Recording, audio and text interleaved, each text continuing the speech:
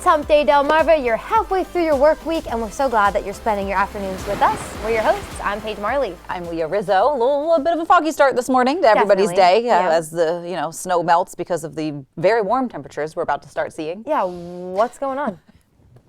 I don't know, but enjoy it. Enjoy. Get outside, I guess, if you can. Yeah. I asked you guys a question, what's going on? And you guys asked us questions. Yes. Specifically the girls.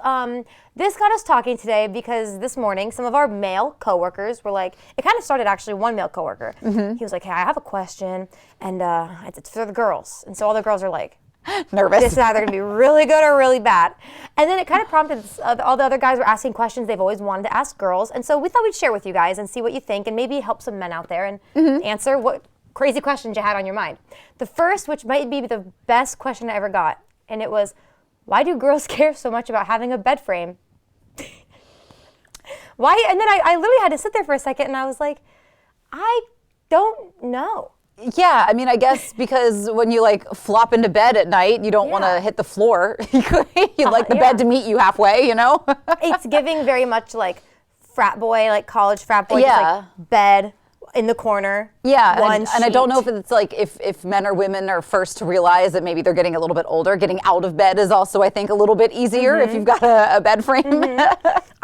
I'm not sleeping on the floor. No, bed frame is those the way days to are go. gone. Yeah, I was going to say that was what days, but I can't think of a time I didn't. I was never, I think I always had a bed frame, but on top of that, I mean, when I was younger, I could fall asleep literally anywhere, in any way. You could be like this on the floor and then you'd wake up and be like, what a beautiful morning. Yep. And now if you sleep with your head slightly at a 45-degree angle instead of straight, you're like, I'm dead. Your day's ruined. What's going on? Exactly. I think there was a time when we were moving that we didn't have our bed frames yet. And so but it was like a fun sleepover thing. So, but yeah, it got us talking about, well, I don't know why we care, because the guy who we work with was like $500 for a bed frame or a headboard. He's like, I could do a lot with $500. Storage too. You can stick stuff under the bed if you've got a bed frame. You've got to store your winter clothes under there while if your closet's not big enough. Yes, kick all the trash under there. Yep. There's a lot. There's probably a lot under my bed. But okay. Second question they asked us. This one cracked me up. Why do women always go to the bathroom together? Why do you think? There's so many. Just sit and think for 3 seconds. Reasons. First, think about why you don't go to the bathroom with your male friends. You're not scared for your safety. Right. You don't need to ask for a tampon. Whoa. Who do you think we're afraid of when we go to the bathroom in numbers? We love you, but so there's lots of reasons. Just when you're in a big public space, you don't know the people around, and you're like, hey, safety in numbers. That's all. That's all it is. You want to gossip a little bit. Mm-hmm. That one has way more answers than the bed frame question. Yeah. I feel like it all starts in middle school. Maybe you're skipping class a little bit. You're like, hey, go to the bathroom with me. Yeah. And, you've got big news that you need to tell somebody. Exactly. Hey, should I ask him out after this? Should I kiss him after the date? This is going terrible. Help me get out of here. A lot of private, public ground to cover. Yes, exactly. Do you have a lip gloss? There's so many reasons. So there are your answers for the day. If you have any other questions for the girls, we're girls. We can answer We can try to guide you best to the answer. We don't speak for all women, obviously, but we can do a little brainstorming for you. And if you have really strong opinions about bed frames and headboards, send them our way. Something else that we were talking about downstairs prepping for the show is that the average age that people start feeling comfortable asking for help is 27. That's me. That's Paige. Yay. I do agree with that. I think is it called your frontal lobe? I feel like it's, it just finished developing the last 2 years. And that's right. Whoa, the difference it has made. There is a real difference, but I think too, culturally, when you're in your early 20s and you're just starting out at maybe your career or a relationship and you want to try at least doing it all on your own, or at least I know I did. For me, that was very true. And frankly, still probably rings a little too true that I'm like, I can do it myself. A little bit. I'm I can do it myself kid. True. And it's not until I'm very obviously on fire that somebody's like, hey, could you use a hand? And I'm like, yeah, maybe. I look at Leah's sounds like desk, a good idea. There's steam coming out. I'm like, let me help you. So I am still struggling with that. But you're a good helper. First one to jump in line. I love to help. I'm like, yes, let me help you because I will put everything else that I've got on the back burner. Yes, that's true. But yeah, I can see how that makes a lot more sense. And I think, you know, we're sort of turning the corner, I think, where it used to be very like, don't ask for help, just culturally for everybody. Right. And now I think we are starting to see a little bit more of that shift back to, hey, ask your friends, ask your neighbors, ask your family for help. And I think, you know, it's amazing.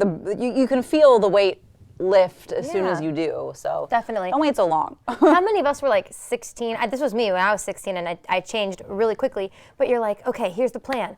I'm going to go to college. That's where I'm going to meet my husband. I'm going to be engaged by 21, married by 22. Yep. You know, and then you're like, if I don't have kids by 30, I'm old. And then you hit 22, and then you're like life experience begins. Exactly. And if that's the way you did it, kudos to you. I support it because that's difficult to do. But I think then you're 27. You're like, actually, I love the help from my parents or from my coworkers, and you just kind of realize it takes a lot of people. It does, and I mean, I think there used to sort of truly be the it takes a village mentality, and I think that has kind of fallen to the wayside as like the sort of individual within the individual family unit has sort of been the American dream of like forging out on your own and being able to do it for yourself, where you look at cultures around the world and it's very common to live right next door to your family, right on top of your family, because it does take a village. You need help, especially when you do have kids or, you know, maybe elderly family members and people just need a little bit more taken care of. You need that help. So that's a really good point, actually. A lot of other countries do that, where you're either living with your family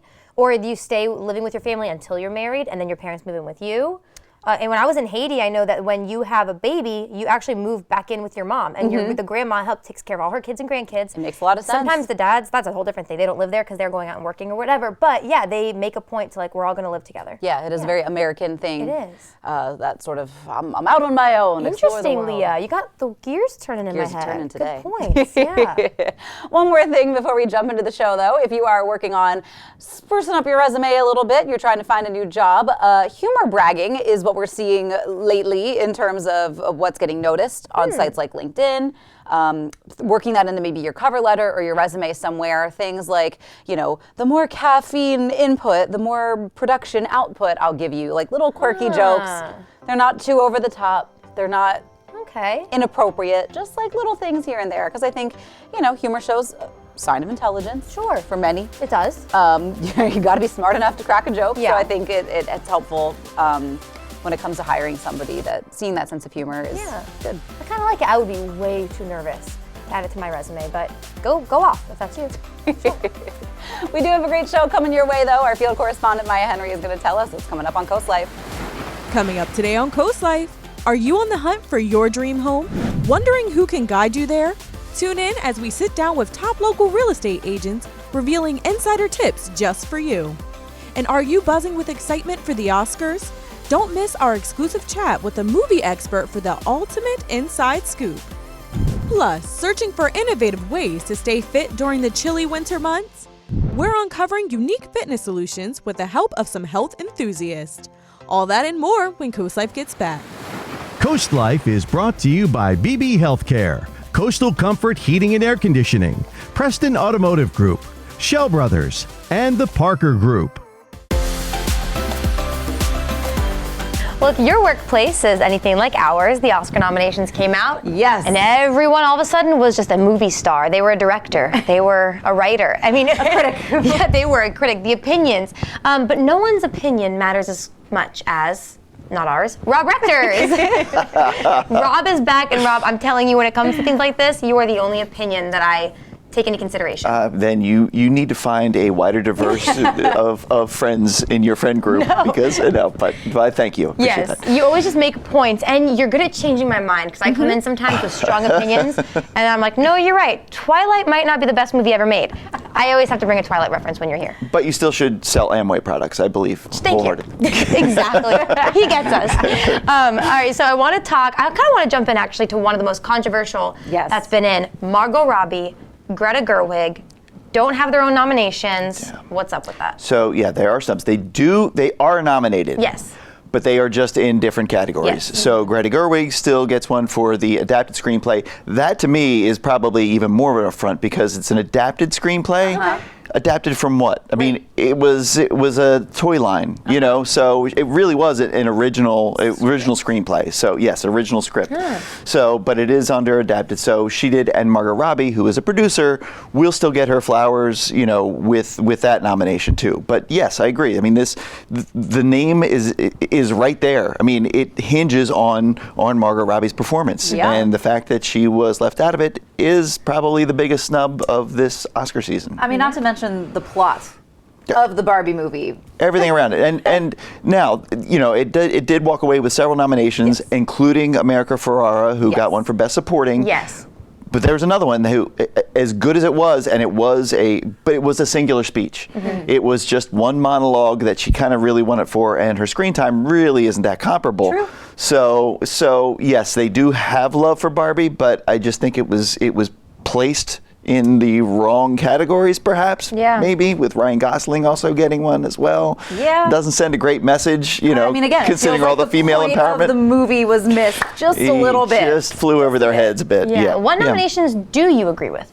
So this one, the one snub that they didn't make, and the surprise to me is there is an actor who has been on the screen for 70 years and has been in 36 films and has never received a nomination, and this year marks the first time, and that is Godzilla. That is not where I thought you were going. Did you see me start to clap? But you have to clap for Godzilla. No, you do. This person, talk about naming the title, you know, there it is.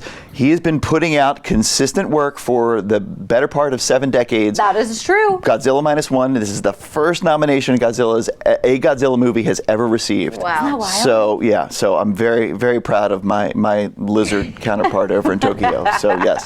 That's incredible. So yeah, I mean, but there's a lot of other, and really, honestly, if you look at the films itself in the Best Picture, it's a strong batch. It really is. It's diverse. You have 3 female directors for the first time. You've got the first Indigenous person ever receiving an Oscar nomination, and then you've got several other. You've got Martin Scorsese, this is his 10th nomination, I think, and hopefully there'll be several more. But Paul Giamatti, who we were recently speaking about, the last time he was even nominated was almost 20 years ago. And this man has consistently put in good performances. No matter what the film is, he has been such a go-to actor, character actor, mind you, but still very strong. And having him receive his accolades, partially for the holdovers, but then it could be for the snub that he got in Sideways a little while ago. But still, I think I'm really happy with him getting in there as well too. So there's a lot to look forward to. There is a lot to look forward to. Yeah, I mean, there's a lot of firsts. So you have 10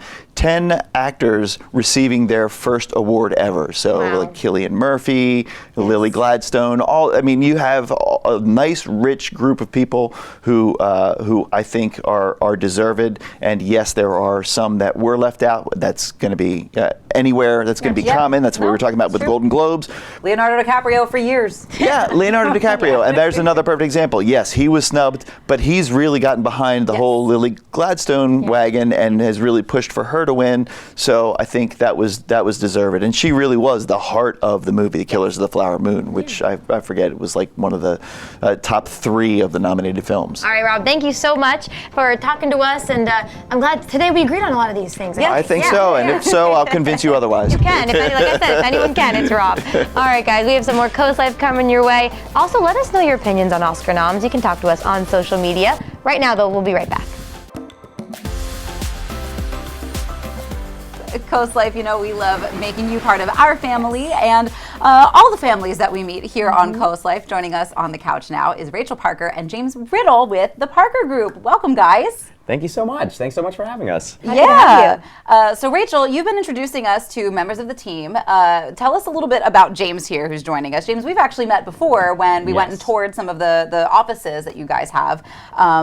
Just give us a little intro. This is your second time meeting James in Coast Life. But one fun fact about James before I get started is we always talk about how Dustin is 9 generations in Sussex County, and I think James is the only Parker Group member that can claim a longer history. Wow. At 11 generations in Sussex County. So obviously the Riddle family roots run really deep here, although I think you said it's on the other It's on side the of Isaacs family. side, yes. The Isaacs, which you do see that name around Sussex Yes. County quite a bit. But James actually joined us new to real estate sales, but with a long background on the rental side of real estate. But he joined us last year and has just really hit the ground running. So I thought it'd be fun for people to learn a little bit more about him and kind of to what he attributes being successful in your first year in real estate, because it's the hardest year. Sure, can imagine. absolutely. So yeah, James, take it away. What have been some of the factors contributing to that success, and especially what is it about finding home with the Parker Group that's helped really build that success? Yeah, sure. So actually, another fun fact is my first experience in real estate was when I was 15 years old. I interned for the Parker Oh, Group. fun. Before they were their own brokerage, when they were wow. working with a friend of a friend that they had working for them. And so I would go after school. I couldn't even drive at that point. I was driven after school to their little office in Seaford. And that was my first taste of real estate. But since transitioning from the rental side into sales, really it's just reaching out to the people that you know, and because your sphere is the most important thing that you have, and making sure that people know that you are in real estate. You know, in the past when I was working in rentals, your biggest demographic are people who don't live around here. Right. But when you're trying to sell homes, you know, you want to touch in with the people that you know, and the people that you know will buy a house at some point. Sure. And making sure they know you are, in fact, in real estate. Another big piece with that is ensuring that you're following up with all of the people that are reaching out to you. Yes. Because the average real estate agent does not follow up nearly enough times, and the average real estate sale is from the 8th to the 13th contact. And so, so that's a big piece of finding success, is just finding consistency and treating it like a job. Yeah. Yes, Which it is. right. Yeah, right. That might make a lot of people considering real estate feel a little better. Maybe they're nervous about that, or if they're new and they're like, I haven't made a sale yet. You might actually make them feel a little better that it's normal. So if there is someone who hasn't joined real estate yet, or maybe they are brand new, what advice do you have for them? Yeah, sure. So I think the first piece is to find a mentor or someone who does have experience. In my situation, Rachel and Dustin, who have a track record of success in real estate and have best practices. Because when you're jumping in, whether it's from another industry altogether, or for my case, another facet of the real estate industry, it's a totally different game. And so finding someone that you can latch onto and learn from the mistakes that they've already made is a huge factor. And we had plenty to share with them. Sure. I mean, that's all part of the learning that, and I think the wonderful environment that foster within the Parker Group is that, Absolutely.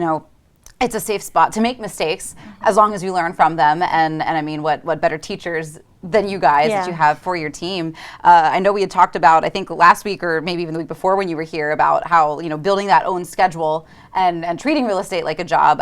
Do you think, for younger real estate agents, how do you build those muscles of learning how to build your own schedule when it comes to real estate as an industry? Good question. That is a great question. I think that since 2020 and the pandemic, so many people were forced to do school from home or work from home in all sorts of different workforce industries.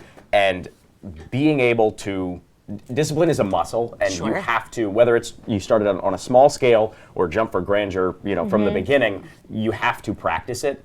And whether that's setting yourself a schedule, like for me, I set 50-minute timers, and that last 10 minutes I take a walk because I need to keep the legs moving. Nice. But really being able to set a schedule and time block for yourself, practice is really the only answer. I need to put that into practice. That's a great idea. Yeah. Exactly. You don't have to be in real estate to take that tip. No. We can bring that one back home with I us. might try that one out. Yeah. Well, Rachel and James, thank you so much for coming in and sharing and introducing yourself. I know, remember, if you are looking for your happy place, hit these guys up. Easy.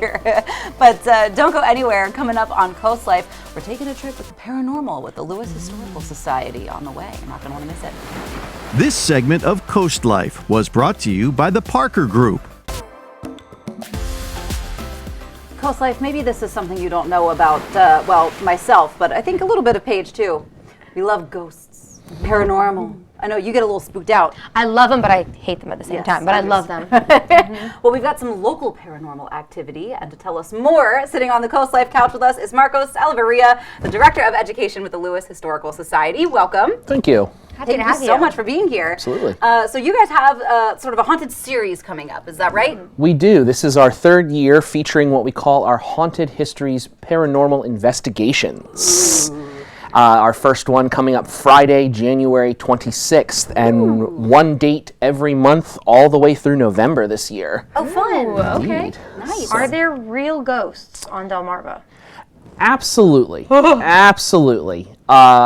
Personally, I've been in the history field for 15 years now, and there are many nights where I don't like to close down myself at night. Yeah, you gotta have a buddy system, I would think, when doing the paranormal series. Oh my gosh. So take us a little bit through what people who join these tours Absolutely. and what are they gonna experience? What does it Absolutely. look like? So we've partnered with a group known as First State Paranormal, which was founded by some of our volunteers, Miss Rachel Lynch and Miss Tracy Hitchens, who what we do is, as you both said, you're a little bit of ghostophiles, perhaps. Yes. What we do is with the investigation, we tell people there's three types. There are the folks who believe that everything, that breeze just now in the studio, that was a ghost. That might be me. There are folks who are saying, if my sleeve's being tugged on by a ghost, and nope, not going to believe it. Not going to believe it. Oh. And then there's the third type, those who take the evidence that's presented to them, the history and the haunting. That's what we try and have every one of our guests who come through these paranormal investigations. We take the evidence that's in front of us. We use actually a scientific approach.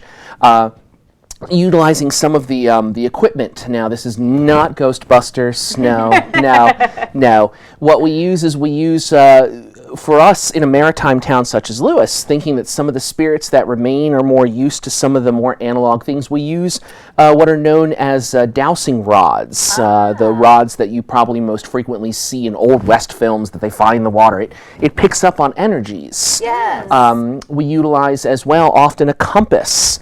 And probably our most advanced piece of technology is we use what's known as a spirit box, and it is a piece, again, that picks up ambient radio waves. Now some would say that, it takes the voices from beyond the veil. No, We're not going there. No, that's not who we are. Okay. That's not our investigations. We let you draw your conclusions. Probably one of our best is that on that spirit box one time, we had it picks up single words, and it gave us the word Fairmount. Fairmount, what is, we went back into the records to discover that it was the name of a ship that actually came out of New Jersey. Get goosebumps. Absolutely. I'm out. Just kidding. I'm really fine. Gosh. That's incredible. So what we do too is, again, we set the time through usually 3 of our different sites. And indeed, this goes into that legends and myths, they have a seed of truth in them. So we share with you some of the stories of Lewis's past. A rough town. There are some tales of murder. There are some tales of jealousy and perhaps infidelity. Oh my! So, and of course, as well, we take you through our historically restored sites.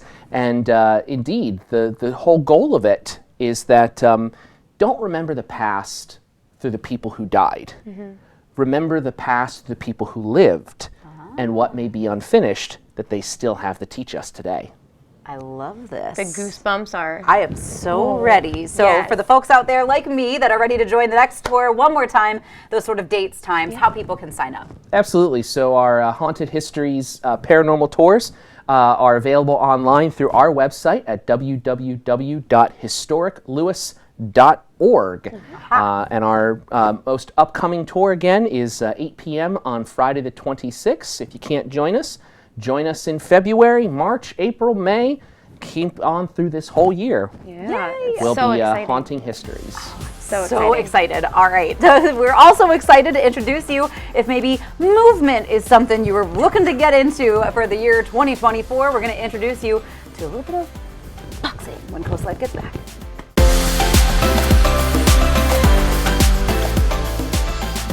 All right, well, our job on Coast Life is introducing you all to the coolest people. That's some right. of the coolest places on Delmarva. And today we have just kind of the two worlds colliding. Coolest people and coolest places. We have our friends with Jab and Flow. Will and John are here today. Ooh, there they are. Welcome. Thank you. Thanks for being here today. Morning. We're excited to have you guys. So let's talk about Jab and Flow. If you haven't heard of it, what is it? Tell us about your business. So I think the easiest way to describe what we do, it's a self-improvement center. We don't look at it as a gym.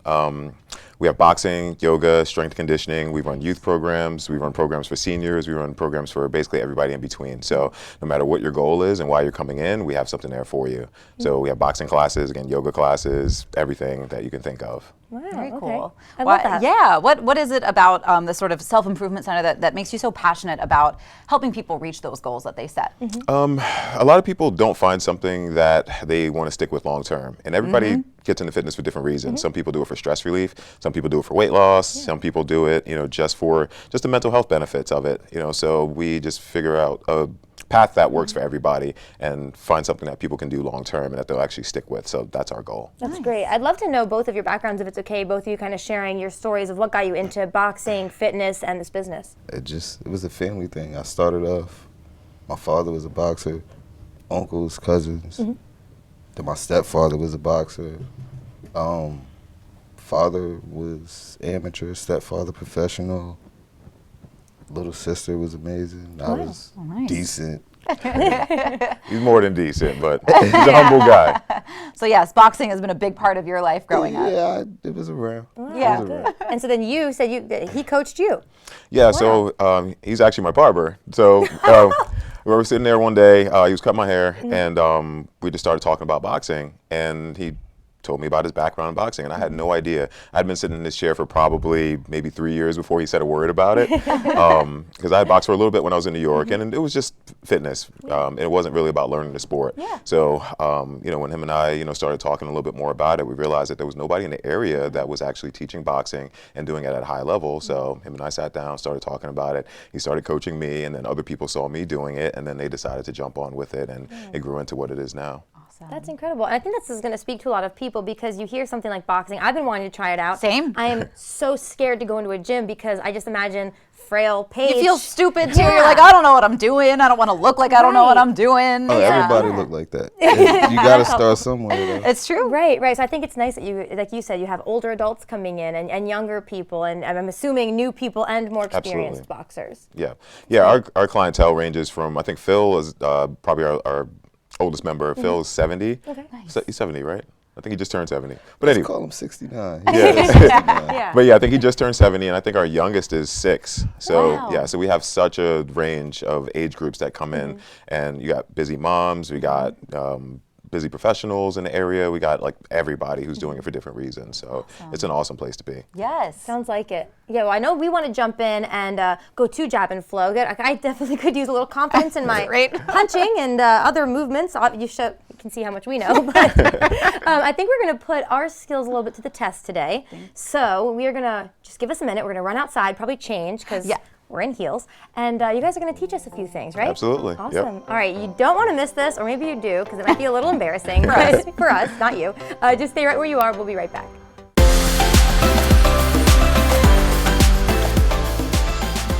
Just a minute ago, we were checking in with our friends at Jab and Flow, and now we are outside of our studio on this lovely day because they're going to put our skills to the test a little bit and just give us a little insight of what they can teach you as well. And I do just want to remind you, Jab and Flow, it's near the Forgotten Mile, you said? Yes. Perfect. Yeah. Okay, perfect. So you're close to most of us, Yeah, we're just a couple minutes south of downtown Rehoboth. Easy way to get there. Okay, so if you're excited, we're excited too. What are you going to show us today? So we are going to go through just a handful of boxing drills. Our head coach, John Glover, is going to show you some stuff you can do at home. If you don't have a ladder, you can easily just use a strip of tape. So we'll go through a few drills that you can do anywhere, anytime. If you're busy and you travel a lot, you can do this stuff in a hotel room. You can do it anywhere. So that's the beauty of boxing. You can have a great workout anywhere, anytime. Perfect. And as you'll see, Leah and I only changed our shoes, so you can also hopefully do these in dresses and skirts. That's right. Just throw a pair of sneakers on. All right, let's get to it. What do we want to do first? All right, so yeah, we got that jab, so that's the left hand. Yep, and now you got your cross, which is your right hand. So the only thing that's going to change is when you throw that right hand, you're going to turn your hip and turn that shoulder, and that back foot's going to turn with you a little bit, okay? So there we go. All right. So now you put it together, and you want to think about like a pulley system, right? One hand goes out, other hand comes back in. And keep those hands right back to your head every single time. I catch myself doing this, like bounce. I see boxers do sometimes. I don't know if it's real or not, but I'm like. Yep, just protect your head. Here. That's it. Yep. Okay. More so turn your. This way? Yeah. Perfect. Okay. Yep, turn those punches over. It's like you got 2 cups of water. Think about pouring out the cups of water every time you bring your hands out. Oh, okay. That makes sense. All right, Okay, cool. Leah, good job. Cool. Right, left, Yes. like that. Yep. That works. So always Okay. think about moving the foot that's closest to the direction you want to go to. So if you want to go right, always move the right foot first. If you want to Okay. go left, move your left foot first. And always push up for the opposite. Okay. I feel like a ballerina. And remember, home base, always back to your Oh, stance, yeah. right? Yep, there we go. Everything you do, home base. I feel awkward. All right, cool, we got that one down. There we go. I do feel awkward. Like I feel like a robot. Like it's gonna take practice. Yeah, it's gonna take some practice. Yeah. The hardest part is just letting your body relax, you know, and that's Yeah. the beauty of boxing, you know, is just letting your body relax. And once you get into that habit, everything is so much easier. Good job, Leah. I'll follow you. Oh, okay. Oh, God. Pull that back shoulder back just a little bit. Make yourself a narrow target, right? You want to be like you're trying to squeeze through a narrow doorway. Think about that. Put your bows back in your hand. Put your bows back in your hand. You got both in Your bo- Oh, you're there. oh, yep, there you go. Yep. I thought you meant the bow on your blouse too. your bow. Look at your shoulders. There we go. Yep. Just step with your bow. You look like a gazelle. You do. You look very graceful.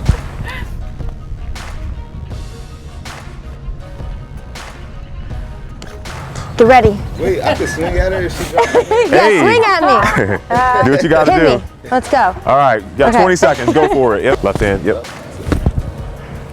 You good? Bring it back. Good job. Okay. 1, 2. Bring it right back. Shoot. Okay.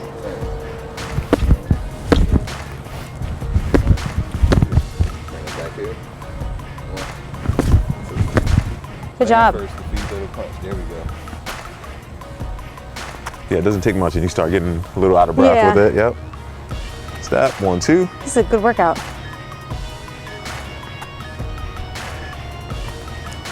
Good job, Leah. All right, you're gonna try going backwards.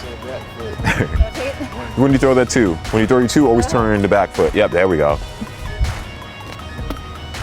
All right, 1, 2. There we go.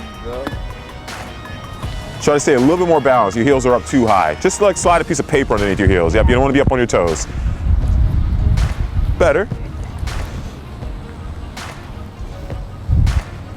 All right, we're getting somewhere. Nice. Oh, we got a natural here. Don't say that. Right to my head. All Good right, job. Cool.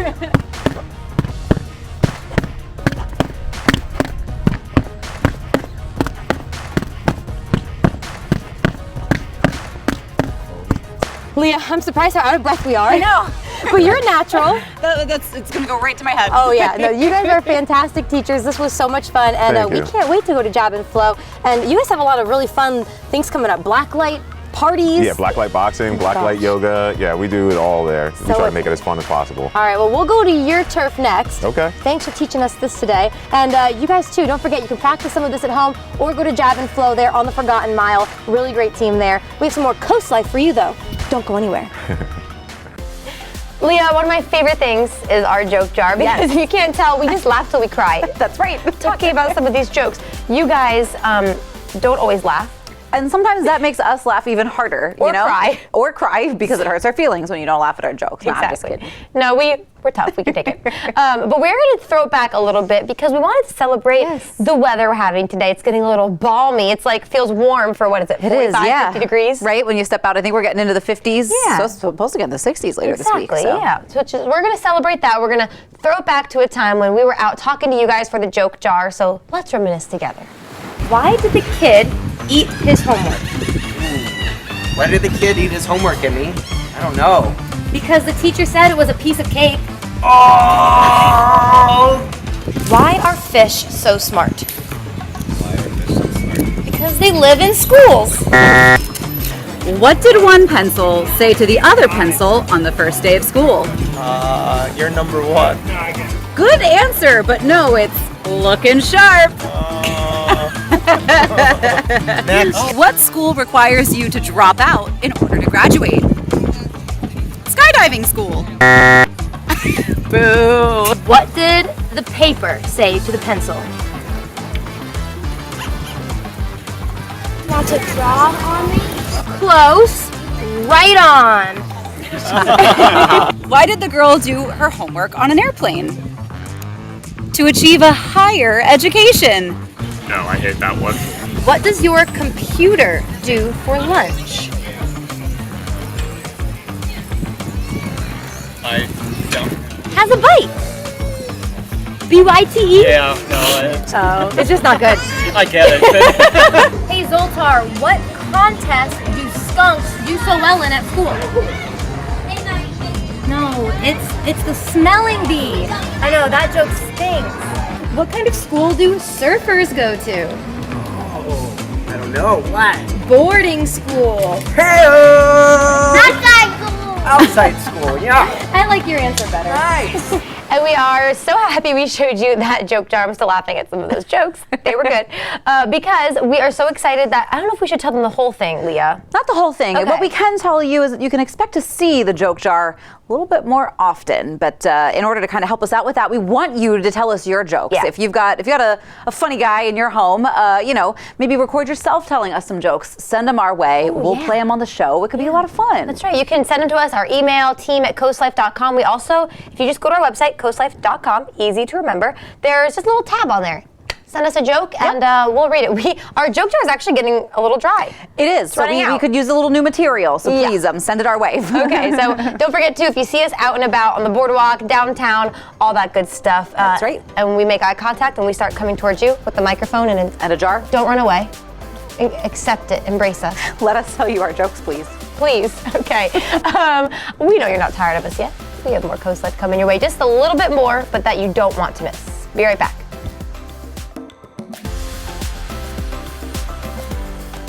Leah, are you feeling well rested?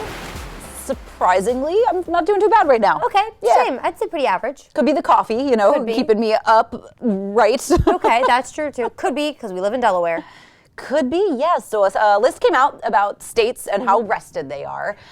Delaware only came in at like 26. We're middle of the road with our rest. That's why you just feel kind of average rested. Generally speaking. Here nor there. Yeah, and I mean, usually about this time of day is where I start to go downhill. So, we'll see. But California came in number 1. I don't get that. I mean, I guess if you live near the beach and you've got the surfer lifestyle, a little bit warmer on that side than our side. I'm California's like number 1 hater as much as I also love California. Because I'm just like, you're in everyone's business. Like, how do you sleep? Well, I think you also have to consider most of California as opposed to just LA or like true. just the beach. So like the mountainous parts of California. You got a lot of hiking activity. You got a lot of like physical activity out there that maybe is wearing people out. That's true. I'm thinking like Hollywood, LA, maybe some Huntington Beach area. There's more to California than just Calabasas. Yeah. Just the magazine. Yeah, life. that's true. They have some farmland out there. Yeah. I would be sleeping good on a California farm. Right. This makes more sense to me now. Wine country. Now we're talking. Oh, wine! You always sleep good after wine.